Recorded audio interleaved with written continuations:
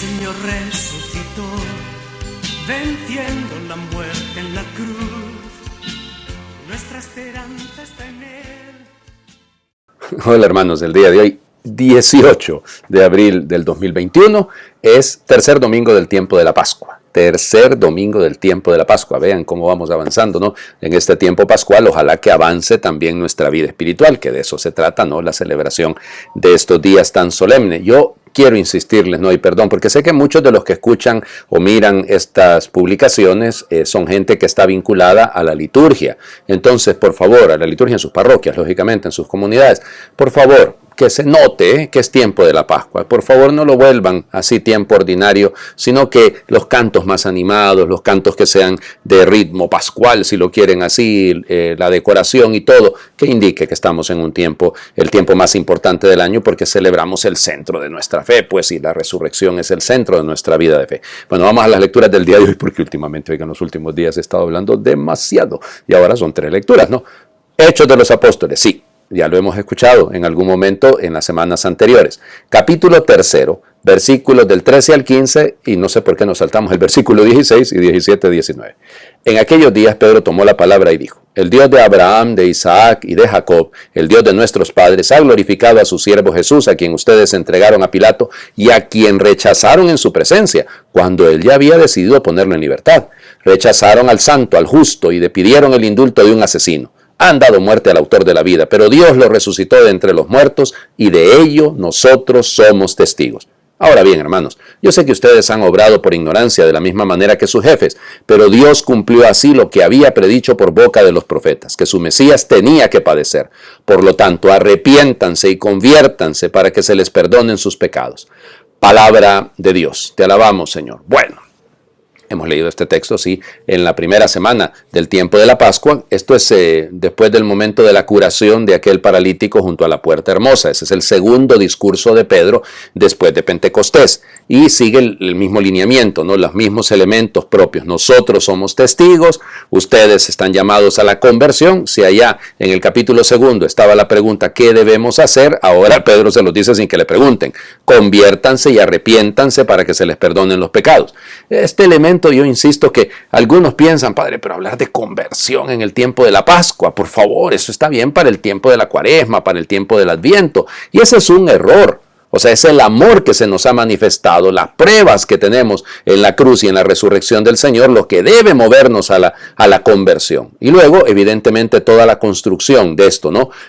Pedro es valiente y dice claramente que por ustedes pidieron el indulto de un asesino, cuando pues se entregaron al autor de la vida. Y eso es un tema que yo se los decía en ese momento. Sí, eso sigue ocurriendo, ¿no? O sea, sigue pasando, que se perdona, se condona al criminal y al pobre siempre se le hace pagar que gravemente. Aquí en mi país hay un comentario desde hace ya muchísimo tiempo que no es de él, era un embajador de los Estados Unidos, que él lo mencionó, pero no es de él, que la justicia solamente muerde como una serpiente el carcañal de los pobres. Claro, porque andan descalzos, ¿no? Entonces, sí, eso nos pasa. O sea, seguimos viéndolo constantemente en todos los países. Perdonen, yo aquí no estoy queriendo juzgar a mi país únicamente, no, y no es eso. Y tampoco es una crítica, bueno, aunque sí lo es en el fondo, ¿no? Es un llamado de atención también. Conviértanse, hombre. Duele mucho cuando no tenemos justicia, ¿eh? Duele mucho cuando nuestras autoridades llamadas a impartir justicia no lo hacen, sencillamente. Y los rumores ahí están. Y las denuncias ahí están. El dinero. El dinero, el maldito dinero que siempre compra incluso hasta las conciencias. Y por eso este llamado, ¿no? Ya, Pedro dice, ustedes actuaron por ignorancia. Y no lo sé, yo no sé si efectivamente se puede, y sus autoridades también, no. Desde el momento en el que usted comete un acto, que usted sabe, ¿qué es lo que había hecho Jesús? El bien, había pasado haciendo el bien, lo va a decir Pedro en una de sus cartas. No, entonces ¿cómo vamos a condenar a una persona que hace el bien? No podemos señalarla, al contrario, tenemos que apoyarla. Pero bueno, se cumplen las Escrituras. El Mesías tenía que padecer. De eso es lo que vamos a escuchar precisamente en el Evangelio del día de hoy. Por lo tanto, como les digo, el llamado a la conversión, al arrepentimiento. Segunda lectura, tomada siempre de la primera carta del apóstol San Juan, solo que esta vez es del capítulo 2, versículos del 1 al 5. Hijitos míos, les escribo esto para que no pequen. Pero si alguno peca, tenemos como intercesor ante el Padre a Jesucristo el justo, porque Él se ofreció como víctima de expiación por nuestros pecados, y no solo por los nuestros, sino por los del mundo entero. En esto tenemos una prueba de que conocemos a Dios, en que cumplimos sus mandamientos. Quien dice yo lo conozco pero no cumple sus mandamientos es un mentiroso y la verdad no está en él. Pero en aquel que cumple su palabra, el amor de Dios ha llegado a su plenitud y precisamente en esto conocemos que estamos unidos a Él. Palabra de Dios. Te alabamos, Señor. Bueno, hombre, por favor. ¿En qué se demuestra que conozco a Dios? Ese conocer no es un asunto intelectual, ¿no? Ese es el gran problema que muchas veces tenemos en nuestras relaciones religiosas, llamémosle así de esta manera, ¿no? Porque muchos piensan que es un asunto doctrinal, que es un asunto, y por eso usted encuentra a veces personas que son tan cuadradas, ¿no? O sea, son leguleyas en el cumplimiento de esto, y así se ha hecho antes y así se tiene que seguir haciendo. Eso no es conocimiento, ese no es el encuentro con Dios. El encuentro con Dios nace precisamente de ese cumplir los mandamientos, pero no por el mero cumplimiento, sino porque encuentro que en el mandamiento del amor, que es el centro de todos los mandamientos, la razón de ser de toda relación con Dios, ahí encuentro la realización de mi propia vida, ahí encuentro el proyecto de vida que el Señor me plantea. Por eso, quien dice que conoce a Dios, piensen cuánta gente tiene de repente títulos y tiene alguna teología y tiene algún conocimiento particular. Yo lo digo por mí, en primer lugar, pues sí, puedo tener todos los títulos del mundo, pero si no cumplo los mandamientos no conozco a Dios. O sea, si mi manera de proceder, el actuar, no la moral, no es de acuerdo a la voluntad de Dios, entonces ¿dónde está el conocimiento de Dios? Es una falsedad, es un mentiroso. Es duro, ¿no? Pero bueno, pues sí. Admitamos lo que muchas veces somos eso, somos farsantes, somos mentirosos, que decimos una cosa y hacemos otra, usted dirá, padre, eso es hipocresía. Más que eso, ¿no? Es la falsedad, es esa vida doble a veces, esa actitud un poco acomodaticia, ¿no? Que estoy bien aquí, con un pie adentro y un pie afuera, queriendo, como decía mi abuela, queriendo quedar bien con Dios y con el diablo. O sea, o nos definimos, pues el seguimiento del maestro es el seguimiento del maestro, punto. El evangelio. Miren cómo es la iglesia de linda, no es una maestra preciosa. A ver, el domingo de resurrección, o sea, el domingo de Pascua, en la mañana hemos escuchado el evangelio aquel de las carreritas de San Juan, o sea, que Pedro y Juan corren al sepulcro, ya lo escuchamos. La conclusión de eso lo escuchamos el segundo domingo de Pascua, cuando hemos escuchado qué es lo que pasa en la noche de la resurrección cuando Jesús se aparece a los discípulos. Muy bien, que no está tomada, ¿se acuerdan? Bueno, eso es el domingo pasado. En la noche del domingo de Pascua se podía leer, de hecho es recomendable, ¿no? El capítulo 24 de Lucas que nos cuenta en primer lugar los discípulos de Emaús. Y entonces ahora se completa. Entonces el tercer domingo de Pascua, aquello que el primer domingo de Pascua habíamos dejado abierto, ahora se cierra. ¿Qué ocurre? Capítulo 24 de Lucas, versículos del 35 al 48. Cuando los dos discípulos regresaron de Emaús y llegaron al sitio donde estaban reunidos los apóstoles, les contaron lo que les había pasado por el camino y cómo habían reconocido a Jesús al partir el pan. Mientras hablaban de esas cosas, se presentó Jesús en medio de ellos y les dijo: «La paz esté con ustedes». Ellos, desconcertados y llenos de temor, creían ver un fantasma. Pero él les dijo: «No teman, soy yo». ¿Por qué se espantan? ¿Por qué surgen dudas en su interior? Miren mis manos y mis pies, soy yo en persona. Tóquenme y convénzanse, un fantasma no tiene ni carne ni huesos, como ven que tengo yo. Y les mostró las manos y los pies. Pero como ellos no acababan de creer de la pura alegría, si seguían atónitos, les dijo: «¿Tienen aquí algo de comer?». Le ofrecieron un trozo de pescado asado. Él lo tomó y se puso a comer delante de ellos. Después les dijo: «Lo que ha sucedido es aquello de que les hablaba yo cuando aún estaba con ustedes, que tenía que cumplirse todo lo que estaba escrito de mí en la ley de Moisés, en los profetas y en los salmos». Entonces les abrió el entendimiento para que comprendieran las escrituras y les dijo: «Está escrito que el Mesías tenía que padecer y había de resucitar de entre los muertos al tercer día, y que en su nombre se había de predicar a todas las naciones, comenzando por Jerusalén, la necesidad de volverse a Dios y el perdón de los pecados. Ustedes son testigos de esto». Palabra del Señor. Gloria a ti, Señor Jesús. Acuérdense que la tradición lucana es la misma que escribe el libro de los Hechos de los Apóstoles. Entonces, por eso gira con los mismos elementos. Ustedes son testigos de esto. Aquí es Jesús el que toma la palabra. Allá es Pedro, como hemos escuchado en la primera lectura, ¿no? Nosotros somos testigos de esto. ¿Qué significa ser testigo? Miren, varios elementos aquí que nos pueden ayudar, ¿no? Primero, una vez más, Él se presenta en medio, la paz esté con ustedes.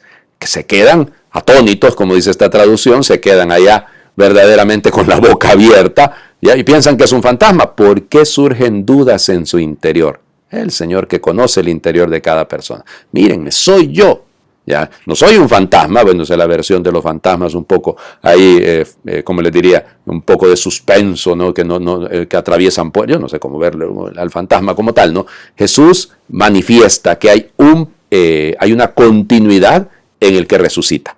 Y por eso nosotros hablamos de la resurrección de la carne. ¿Ok? Y por eso come Jesús incluso después de resucitar. Ustedes dirán, bueno, y entonces si nosotros vamos a comer después de resucitar, pues sí. Porque dice el Evangelio que lo que vamos es a un banquete, y a un banquete lo que se va es a comer. O sea que yo espero estar con ustedes, conocerlos a todos en algún momento. Probablemente nunca nos vamos a conocer en esta tierra físicamente, los que escuchan estas publicaciones, pero nos vamos a conocer en el cielo, pues. Allá llegan ustedes y me platican, Padre, yo lo aguantaba ustedes. Bueno, y en el banquete ahí nos comeremos alguna cosita rica y sabrosa. Yo ya tengo un montón de cosas que estoy seguro que hay en ese banquete, porque si no, no sería banquete. Esas comidas ricas que a uno le gustan, ¿verdad? Los postres y todo aquello. Ya me dio hambre. Bueno, en fin, volvamos al asunto. Fíjense, ustedes son testigos. ¿Testigos de qué? Entonces, siguiendo la lógica de este evangelio, son testigos, sí, de la presencia del resucitado, sí, deben abrir el entendimiento. En el evangelio del domingo pasado era reciban el Espíritu Santo, aquí les abrió el entendimiento. ¿Para qué? Nótenlo, Lucas, sin ser judío, esto llama la atención, Lucas no es judío, y entonces él siendo pagano, pero dice que se cumplen las escrituras, y comenzando por Moisés y los profetas, ¿se acuerdan lo que ha hecho con los discípulos de Maús? Pues es esto, el Mesías tenía que padecer. La cruz no hay que negarla nunca, no hay que esconderla. La cruz es la realidad, que el puente, insisto en este elemento, ¿no? Este es el camino para la verdadera resurrección, o para la resurrección, no existe verdadera, es la resurrección como tal. Entonces, no hay que negar esto, o sea, tenía que padecer, lo insiste el Señor Jesús, tenía que padecer. Entonces, aunque nos resulte un poco extraño, y eso va a ser la locura, como lo señalará Pablo en la primera carta a los Corintios, que los griegos dicen, esto es una locura, no es un escándalo para los judíos, es una necedad para los griegos. ¿Cómo se les ocurre pensar que un Dios va a morir? Primero, que un Dios se va a encarnar, eso ya es rebajarse, no, el mayor no puede volverse menor. Interesante, ¿no? Esa es la lógica de Dios, esa es la lógica del amor. O sea, es en el sufrimiento donde se manifiesta el amor que triunfa sobre la muerte, que triunfa sobre el pecado, que triunfa sobre la esclavitud. Por eso, no despreciemos la cruz, ¿ya? Y la historia entendida desde el corazón de Dios era esa. Tenía que padecer, morir, ser matado de hecho, y al tercer día resucitar de entre... Eso, punto, ¿ya? Pero miren, pero que en su nombre, ya hablamos de la necesidad de morir, muy bien, ahora... En su nombre existe la necesidad de volverse a Dios. Por eso lo de la primera lectura. Arrepiéntanse, conviértanse y el perdón de los pecados. Punto. Entonces hay que predicar que es necesario. Cuesta a veces. Hay sacerdotes que nunca hablan de esto, ¿no? De la conversión. Es mejor hablar de otra cosa. Bueno, hay algunos que lo que terminan hablando muchas veces es de política. Parece que fueran un telenoticiero, ¿verdad? Un telediario. Que van contando. No, tampoco. Pues eso no quita la denuncia. Cuidado. Pero el llamado a la conversión, eso es lo normal. Bueno, llamemos a la conversión a las autoridades, pues. Llamemos a la conversión a aquellos que están actuando mal. Empezando por nosotros. O sea, ahí está. Eso es el mensaje de la Pascua. Sigue siendo el mismo mensaje de la Pascua. Ustedes y yo somos testigos. Les invito a hacer oración. Miren, esta oración es preciosa, ¿eh? Realmente es muy linda. Hablando de las Escrituras, hablando de que en las Escrituras está contado todo lo que iba a pasar, todo lo que iba a padecer el Mesías. Bueno, démosle vuelta al asunto y escuchando las Escrituras, convirtámonos. Dios Padre, danos entendimiento para comprender lo que dicen las Escrituras de nuestra vida. Cuando sufrimos, la Escritura nos recuerda que compartes nuestro dolor y nos das tu consuelo. Cuando no sabemos qué hacer, la Escritura nos dice que Jesús es el camino, la verdad y la vida. Cuando nuestro corazón se llena de alegría, la Escritura nos recuerda que tú ríes con nosotros. Cuando nos cansamos de trabajar, de hacer el bien, la Escritura nos anima a seguir apoyados en ti. Cuando nos equivocamos y pecamos, la Escritura disipa nuestro orgullo y nos ayuda a pedir y a recibir tu perdón. Cuando no vemos el fruto de nuestro esfuerzo, la Escritura nos recuerda todas las semillas. Algún día darán el 30, el 60 o el 100 por uno. Cuando nos sentimos satisfechos de lo realizado, la Escritura nos recuerda que hemos hecho lo que debíamos hacer. Cuando nos creemos mejores que los demás, la Escritura nos recuerda que si estamos libres de pecado, tiremos la primera piedra. Cuando nos sentimos solos y despreciados, la Escritura nos recuerda que somos preciosos a tus ojos y que aunque nuestra madre nos olvide, tú jamás nos olvidarás. Cuando nos faltan los ánimos, la Escritura nos recuerda que hemos recibido el Espíritu Santo. Él es nuestra fuerza, nuestro defensor, nuestro guía. Cuando vivimos encerrados en nuestro egoísmo, la Escritura nos dice que tú nos esperas en los enfermos, los pobres, los pequeños, los indefensos. Cuando nos critican por buscar la verdad y la justicia, la Escritura nos recuerda que lo mismo les ocurrió a los verdaderos profetas y a Jesús. Cuando la cruz y la muerte nos acechen, la Escritura nos recuerda que tu amor es más fuerte que el sufrimiento y que nos preparas una vida eternamente feliz en tu casa del cielo. Amén. El Señor esté con ustedes. Y en este tercer domingo de Pascua les bendiga a Dios, que es Padre, Hijo y Espíritu Santo, y su bendición descienda y les acompañe siempre. Una palabrita más. Recuerden que mañana es 19. Los 19 estamos siempre recordando a San José, por aquello de que es el 19 de marzo, es el día de San José. Así que, por favor, algún gesto en este año josefino, que todavía no termina, nos falta hasta diciembre, así que aprovechemos bien. Pasen un feliz domingo todos.